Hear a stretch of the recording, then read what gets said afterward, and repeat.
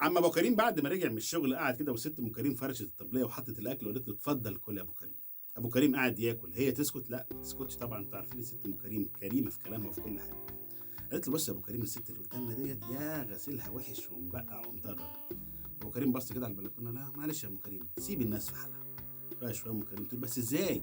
معقوله ده ست غنيه وجوزها غني مش قادرين يجيبوا مسحوق ولا غساله عدله يغسلوا غسيلهم المطرب المعفن ده؟ ابو كريم يبص كده ناحيه البلكونه يقول لها اتهدي يا ام كريم سيبي الناس في حالها. ام كريم تسكت؟ لا شويه شويه عماله تزن بقى وعماله تقطم تقول انت فاكر الناس كلها زي مراتك؟ ده انا غسيلي نضيف وبيلمع، ده انا بحط في البلكونه الشارع كله عينيه بتزغلل من بياض الغسيل بتاعي. ام كريم يبص على البلكونه، لا بقول لك يا ام كريم انا شبعت، قومي اعملي كوبايه شاي. قالت له من عينيا. قامت ام كريم تعمل كوبايه الشاي، رجعت قال لها بقول لك يا ام كريم شايفه غسيل جارتنا؟ يقول لها بصت قالت ايه ده؟ الغسيل حلو كده ليه؟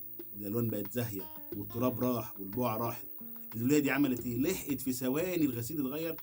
قال لها يا ست ام كريم الوليه غسيلها نظيف، المشكله عندك انت اللي قافله باب البلكونه والازاز بتاع البلكونه بتاعك مبقع ومطرب، فكل حاجه من بره باينه مبقعه ومطربه.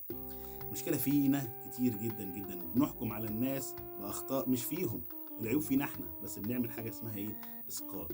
فبلاش تبقوا كرمة قوي قوي قوي في الحكم على الناس، وكفايه ان انتوا تدوروا على نفسكم وتصلحوا عيوبكم. مع السلامه يا راجل يا كريم انت وهي.